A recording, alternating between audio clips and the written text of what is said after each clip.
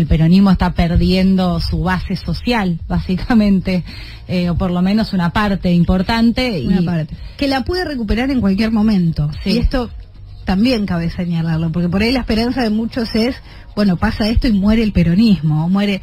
Bueno, el peronismo no fue. No, pero es las cucarachas, revive, lo digo como peruca, o sea, te revive en cualquier circunstancia y cuando menos lo esperás. Lo que no ha surgido y que todos pensábamos que iba a surgir, primero en un momento pensábamos que Alberto iba a gobernar de otra manera. Creo que nadie esperaba, quizá hasta para mal algunos o hasta para otro lado, pero todos pensábamos que iba a ejecutar más, que iba a habitar el poder de otra manera. Bueno, eso no ocurrió y eso generó un vacío en la política que es muy desesperante para el peronismo. Y si hay algo en lo que se siente cómodo el peronismo es en el poder, claro. Es en la política, en la arena política, no siendo oposición, que sí es el juego cómodo de muchos políticos. Digamos, ser oposición es fácil, siempre lo que se te ocurre a vos es mejor, siempre vos lo hubieras hecho mejor, con menos plata, con mejores resultados. Ser oposición es maravilloso. Ahora, al peronismo siempre le resultó mejor ser gobierno y siempre pudo ejecutar y conquistar y acumular poder político desde el gobierno. Bueno, con un liderazgo como el de Fernández eso no ocurrió. Con un liderazgo como el de Fernández y una algo anómalo que es una vicepresidenta que tiene más poder que el presidente, pero además que ahora encima dice yo me bajo, yo no renuncio, hago un renunciamiento a mi candidatura, me imagino. Igual yo no le creo. ¿No le crees? No. Yo te iba a preguntar cómo impactaba eso en este caos del peronismo que decís en algún momento se van a ordenar de vuelta. No, en febrero o marzo se va a ver quiénes son los candidatos, sí. Se va a ver quiénes juegan y qué decisión toma Cristina. Si hay algo que sabemos es que Cristina no sigue a nadie. Cristina toma las decisiones que ella quiere. Ella es su propia asesora y ella es su propia conductora. Y es conductora de una gran parte del peronismo. Ahora, la conducción que ella ha heredado en Máximo Kirchner y en lo que es la Cámpora ha erosionado a gran parte del Frente de Todos. ¿Cómo es eso? Porque la conducción de Máximo Kirchner es una conducción cerrada, es una conducción muy exigente, que garantiza de alguna manera la organicidad, garantiza de alguna manera un funcionamiento mecánico, una dinámica de movimiento continuo, pero erosiona la amplitud histórica que tuvo el peronismo. Porque el peronismo, si hay algo que tuvo siempre como característica, es que no te pide muchos carnés. O sea, el peronismo para entrar no te pide absolutamente nada más que vos digas, yo quiero ser peronista. Y vos no tenés que dejar de ser absolutamente nada. Con que vos digas, quiero ser peronista, podés ser peronista. El rayo peronizador. El rayo peronizador se le aplica a quien lo pida. No hay ningún problema con eso. Ahora, la forma de conducir de Máximo Kirchner no fue la del peronismo de respetar las bases, respetar las internas, respetar las unidades básicas. O sea, para vos le hizo mucho mal que él renuncie en la Cámara de Diputados a ser el jefe de bloque. Eso fue uno de las cosas que estuvieron mal. La explicación que él da es bastante coherente y yo creo que, aunque es coherente, atacar a tu propio gobierno tanto públicamente te erosiona también el poder a vos. Entonces, yo creo que ellos se conformaron con tener grandes espacios del Estado, porque recordemos que Cámpora tiene YPF, ANSES y PAMI, que son las tres bases de este país prácticamente, o del Estado y su poder en este país. Bueno, se conformaron con eso en lugar de querer acumular poder político para presidencia, para el Ejecutivo y para que de verdad el peronismo pueda tomar decisiones importantes que mejoran la vida de los argentinos, sin importar si son peronistas o no. Eso yo creo que fue uno de los grandes errores. Cristina es muy buena madre y ha delegado en su hijo algo que para mí no debía delegar en su hijo, y eso erosionó un montón la convivencia del Frente de Todos. Qué fuerte esto que decís, o sea, para vos Cristina no tendría que haberle delegado el poder a Máximo. No. Yo creo que Cristina le da la vuelta a cualquiera de nosotros, o de la política, en términos de inteligencia, en términos de visión política. Sí. Es la mujer más brillante de la política argentina y la más importante, te diría, de los últimos 70, 80 años, pero es mal eligiendo personas. No se le ha dado muy bien elegir personas. Ha pifiado bastante. ha pifiado bastante, le han traicionado muchísimo y le ha pasado que ha elegido personas que suelen ser poco brillantes. Y yo creo que no sé si es falta de inteligencia de ella, que no creo, porque como te digo, le pega la vuelta a cualquiera, sino que por la personalidad que ella tiene, una personalidad tan avasallante, tan poderosa, que intimida a cualquiera, los que se quedan alrededor de ella como satélites suelen ser muy chiquititos. Y lo que vos decís es, en esos que ella elige mal, incorrectamente, está su hijo. Sí, claro. Sí. Creo que es uno de los grandes desaciertos de Cristina. Estamos escuchando a Mayra Arena, nos estamos dando el gusto de escuchar su análisis político sesudo. Les guste o no les guste, siempre es sesudo lo que dice Mayra Arena. Vamos a una pequeña pausa. No, tengo un gran desenamoramiento con la carrera de ciencia política. Ay, ¿por qué?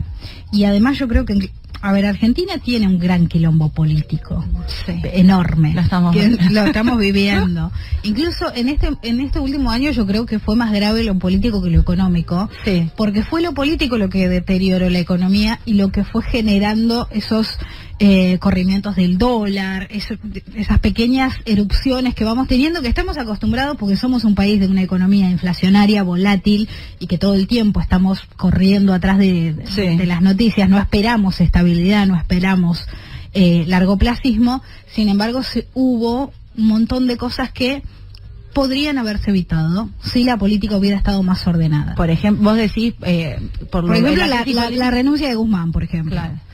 Se lo deterioró y se lo erosionó de una manera, y ahora se apoya más, que a mí me parece bien que se apoye al ministro de Economía de tu gobierno, me parece lo coherente. Claro, lo que tenía que pasar lo siempre, que tenía ¿no? que pasar, claro, y apoyar a tu propio gobierno. Y que está tomando las decisiones que marcaba Guzmán. A ver, pero Massa es más hábil con la política también, ¿no? Massa, yo creo que es de los mejores políticos, más allá de que guste o no su figura, más allá de que su imagen esté un poquito más baja que el político promedio por los vaivenes que tuvo, pero que su habilidad política es extraordinaria. Es un político que está, digamos, en un nivel en lo que es manejo de las relaciones políticas y del sector privado que está muy por encima de los otros. Y eso se ve. Ahora, lo que todavía no se ve es una aceptación de la gente en las encuestas, en el boca a boca, en el barrio, de si yo lo apoyaría. La verdad que yo lo apoyo. Se ve que nos salvó ponerle de chocar, o sea, después de la renuncia de Guzmán, y que yo dije, no sé qué pasa. Yo trato de comunicarlo eso, pero todavía no se lo ve. ¿Por qué? Porque todavía no llega la sensación de ya estamos mejor. Todavía no llega. No pasa eso. Aunque ya estamos menos peor. Menos peor estamos, sí. Claro, ese es el tema. Pero ¿qué pasa? Primero, la pobreza en Argentina no se mide como en el resto de Latinoamérica. La pobreza en Argentina se mide con otras variables. Si Latinoamérica midiera como nosotros, tendría 60 o 65% de pobres, o si nosotros midiéramos como Latinoamérica, tendríamos 18% de pobres. Estos son estimados, pero más o menos hay un acuerdo generalizado entre economistas de todas las bandas en esto. Ahora, el argentino está acostumbrado a vivir bien y siente que merece vivir bien. Y no importa de qué argentino estamos hablando. Digamos, el último argentino del último escalafón siente que merece vivir bien. Esto tiene que ver con el autoestima de los argentinos, con el autoestima de los trabajadores y con que ningún argentino se siente menos que otro. Entonces, es muy común que un laburante quiera tener el mismo celular que su patrón, o que se le ocurra tener la misma marca de ropa. Pero además que este fue el año, y el año pasado, los últimos años del gobierno de Frente de Todos fue los años que los trabajadores son pobres, somos pobres. O sea, bueno, ¿cuál es el gran problema hoy de la gestión? Tenés trabajo y sos pobre. ¿Cuál es el problema que no logra Massa y que yo espero que pueda encaminarse hacia eso? Que no se recupera el poder adquisitivo de los trabajadores, porque no se recupera la participación en la ganancia del producto de los trabajadores, que eso ha sido un medidor histórico del peronismo. Hay dos cosas durante el peronismo de Perón que son maravillosas de cómo se medía el nivel de vida. Uno era muy, si querés, informal, pero se decía que una hora de un laburante debería alcanzar para 1 kilo de asado. Es un patrón maravilloso. O sea, una hora de laburo te tiene que alcanzar para 1 kilo de asado. estamos muy lejos de eso. Pero hay otro, un poquito más serio, porque el sindicalismo era también por ahí un poquito más serio, más formado y más difundido, y es, los trabajadores merecen el 50% del producto. Bueno, eso se llegó a lograr en 2000, recién después de Perón, que lo logró, en 2008, 2009 y 2010. Después se estancó y después empezó a caer. Eso en términos reales no hay manera de discutirlo. Hay quienes gustan más del segundo kirchnerismo. Yo no soy de esas, digamos. Cuando el kirchnerismo empieza a girar un poquito a la izquierda y se apoya más en la inyección de dinero en los sectores populares y lo que es la demanda o el crecimiento por consumo. Uh-huh. Yo banco las transferencias económicas, creo que no es ético que exista el hambre en Argentina, creo que tiene que haber un piso, sí. Pero sí creo que Argentina, para tener un crecimiento genuino y dejar el serrucho, que es parte de las economías, pero por lo menos que el serrucho cuando baja no sea una caída total, tiene que apostar el crecimiento por industria. A ver, entremos un poco en esto, porque nombraste las transferencias y has dicho cosas que a mucha gente, es una discusión, la de los planes sociales, la de los piqueteros, y cuando vos hablás, al igual que muchas personas que dicen eso, parece como para un cierto progresismo, no sé si más porteño, parece políticamente incorrecto. Yo te pregunto, ¿qué pensás vos de cómo está, digamos, organizado hoy el Estado en función de las organizaciones sociales y los planes sociales?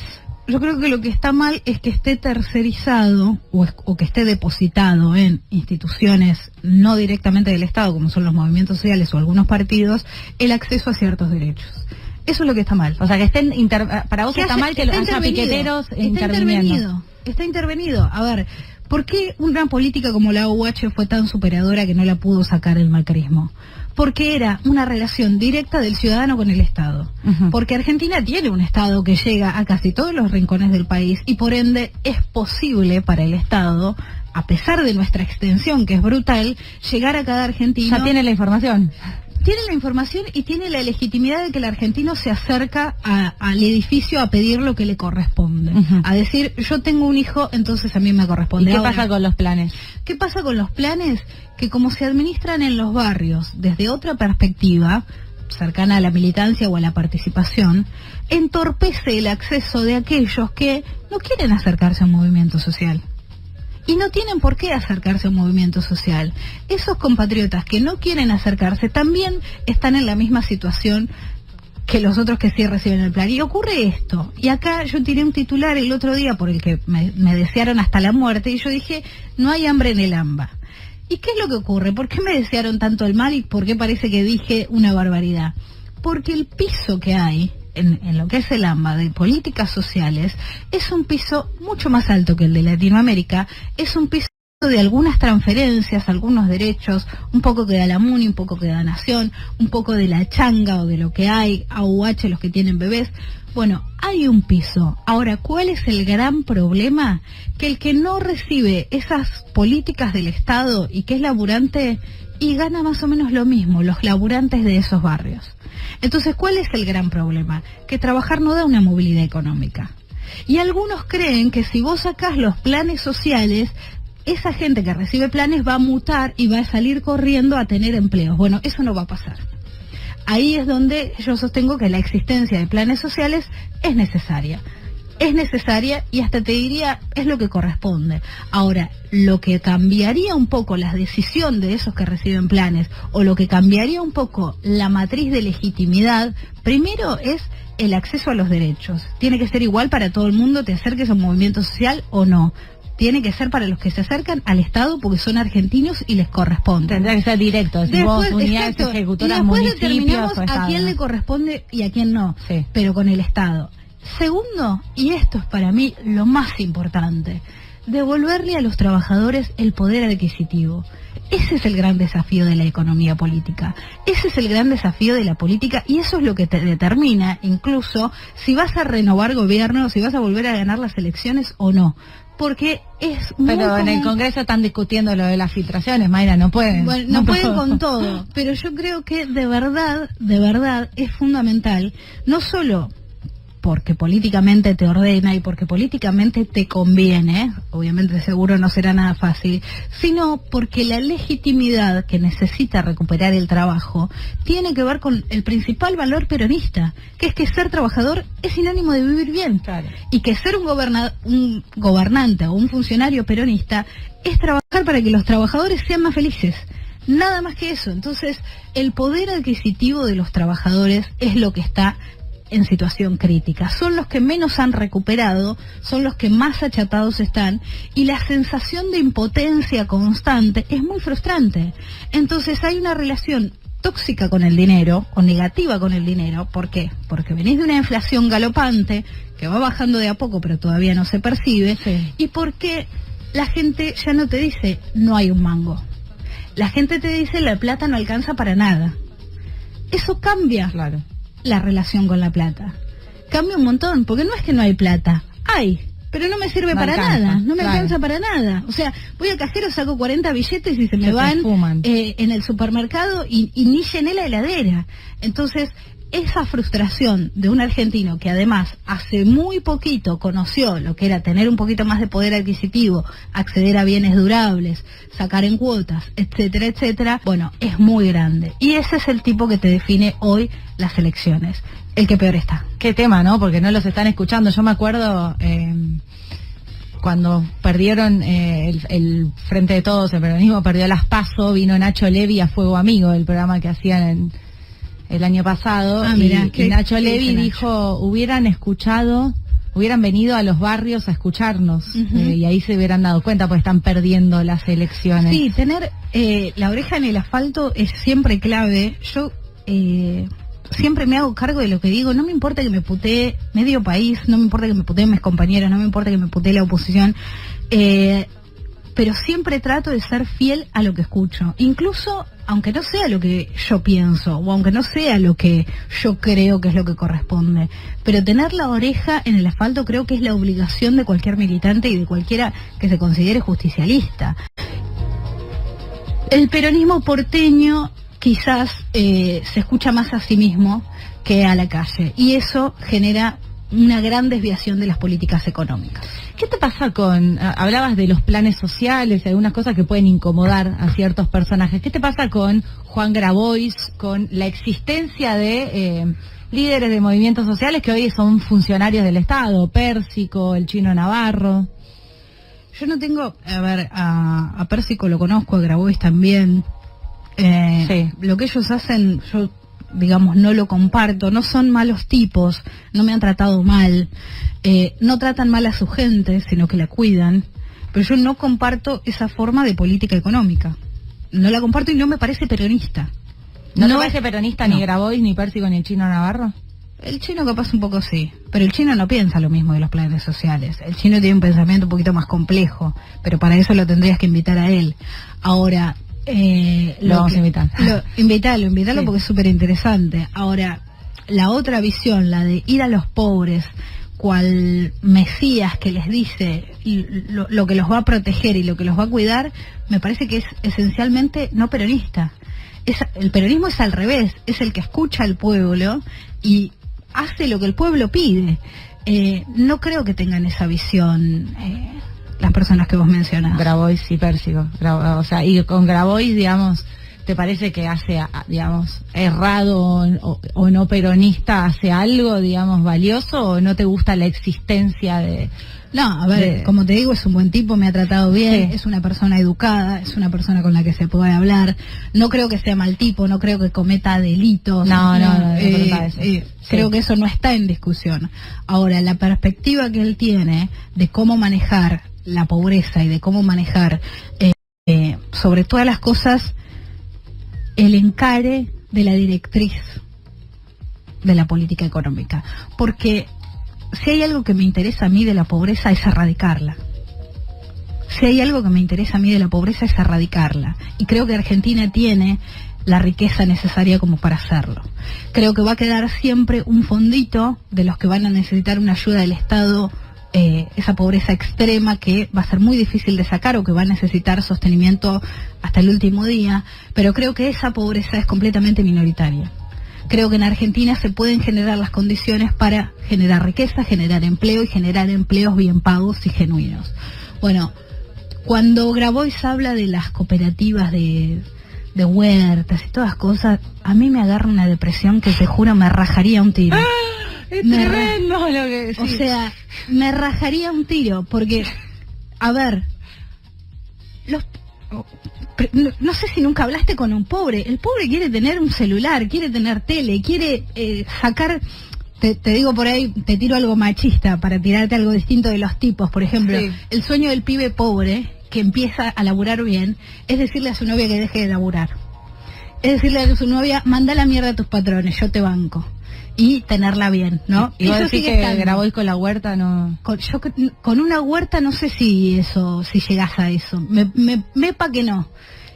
Yo creo que el peronismo es más capitalista de lo que se reconoce, de lo que se dice últimamente. El peronismo es amigo del capital, de que la gente tenga plata para gastar, para viajar, para hacer lo que se le cante con su dinero.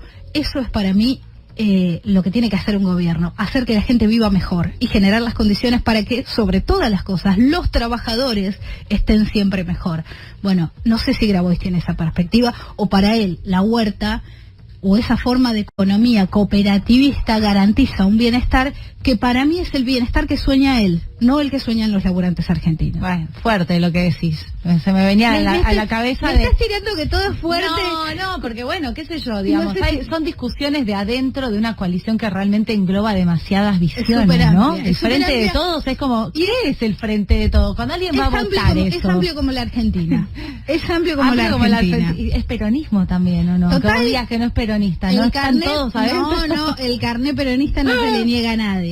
Ahora, si vos me decís las decisiones que algunos quieren tomar, y yo te digo, a mí me parece que eso no está cerca de mi definición de peronismo. No, por eso a mí se me venía la imagen de Grabois cuando tomó el campo de Echeverre y llevaron ahí la propia huerta, y claramente me parece que no tiene que ver con los planteos que vos estás diciendo que tienen que... Para mí no, es su visión, y él tiene un grado de popularidad y de apoyo que tiene su mérito. No sé si alguna vez, si se presenta a elecciones para legitimar eso, si le iría tan... Si lo seguiría. Si lo seguiría. Mayra, contá un poco, digamos, los números de pobreza son altos. O sea, lo mide el INDEC, lo mide, no sé, el Observatorio de la Deuda Social. Sí, de la UCA, el INDEC, ¿no? Que se ha logrado, digamos, esto no es menor, que se ha logrado reconstruir la credibilidad. Sí. No me parece menor. No, me parece re importante. Ya no hay muchas variables de lo que es la inflación. Si vos te fijas, el otro día en lo que es medir la inflación mundial, estaba la del INDEC y ya no aparecen las paralelas porque ya no son necesarias. No me parece algo menor. Y creo que es destacable. Ahora, lo que falta es que esos números que se miden sean un poquito lindos, claro, más lindos. Que embellezcan. Sí creo, y me hago cargo de lo que digo siempre, sí creo que los números de pobreza, que son durísimos, pero como te digo, la pobreza de abajo, la pobreza del fondo, no es la que está pasando su peor momento. Eso te iba a preguntar, ¿qué es hoy ser pobre? Digamos, ¿qué ves en los barrios? ¿Cómo están en las villas? Es que ahí no está la amargura más grande. ¿Dónde está? En los barrios no pobres. La pobreza tiene tanta cara de clase media hoy, tiene tanta cara de no pobre, que a la política se le pasa por alto. Porque no llega a percibir, no es el pobre tradicional, no es ni siquiera el villero tradicional. Entonces, la política o las políticas peronistas o las políticas sociales tradicionales no detectan a ese pobre que es monotributista. No funcionan. No lo entienden, no lo conocen, no saben gobernar para él. Entonces, ¿quién es este nuevo pobre? Monotributistas, laburantes de salario mínimo o de primeros escalafones, jubilados que viven solos, bueno, y acompañados también porque la jubilación está muy baja, inquilinos. A mí se me da el sueldo. Sé que acá en la capital federal la clase media también alquila. Sí, no, yo no me defino pobre, pero me cuesta mucho alquilar. Total. Ni hablar que el acceso a la vivienda es una política que se tiene que empezar a plantear si queremos realmente elevar la clase media argentina, porque hasta que no tenés tu casa propia no sé si podés decir ya no existe estoy tranquila la casa propia, no, pero la política se tiene que ordenar con eso, sí. ¿Cómo que no? Bueno, pero me estás diciendo, entonces pobres son los monotributistas, los inquilinos, los jubilados. ¿Viste? Ya no son los que tienen cara de pobre, y eso es lo que desordena a la política. En los barrios pobres o los Sí. que son históricamente pobres, lo que queda es una pobreza estructural. Sí, pero que es muy alta también, Mayra. Es una pobreza estructural, donde hace falta política y donde hace falta obra pública y donde hace falta un montón de cosas. Y movilidad ascendente no hay. No, movilidad ascendente no tiene ni la clase media, eso Ya está. Tu concepto, UPD. tu concepto no entra. Murió. Ahora, Lo velamos. lo que pasa es que por ingresos, todos esos están muy igualados. Mira. Todos esos están muy parecidos, muy O parecidos. sea, vos decís que alguien que vive en una villa puede cobrar lo mismo que un monotributista que vive también en un trabaja, barrio. también trabaja. Sí, sí, Y además trabajador, cobra, un y además trabajador. cobra del Estado. Un trabajador O sea, que cobra un o plan, recibe alguna ayuda. hace changa y trabaja. Cobra lo mismo que alguien que vive alquilando, más o menos tiene como el mismo ingreso en Quizás un no cobran barrio. lo mismo, pero en términos de ingresos les termina quedando lo mismo para consumir. Por Mira. consumo son prácticamente iguales. ¿Y qué pasa con el que es pobre históricamente? Con el que es segunda, tercera generación de pobres, como fui yo en mi infancia. ¿Qué pasa? Bueno, que vos estás muy aceitado con la pobreza. Que vos estás muy aceitado con la relación con la economía de no tener un mango, la economía del no tener. Entonces se encara de otra manera. Ahora, el empobrecido no sabe ya con qué aforrarse. Entonces, fíjate que hay consumos particulares que aumentan durante las crisis y que es ridículo que aumenten o que no tiene sentido lógico, pero que ayuda a esa clase media laburante que no le da el cuero para ser clase media a sentirse de clase media, que son cuestiones de estética en las mujeres, no renunciar a cierto piso estético o a cierta marca que hace sentir seguridad en la estética, el queso, una calidad de queso que gusta y que no se renuncia porque ya si renuncio a eso es Y como sí. que me caí del todo, pero ha bajado drásticamente en los sectores pobres y trabajadores el consumo de la carne. El asado. Y no vos se decías. puede recuperar. Y no se puede recuperar.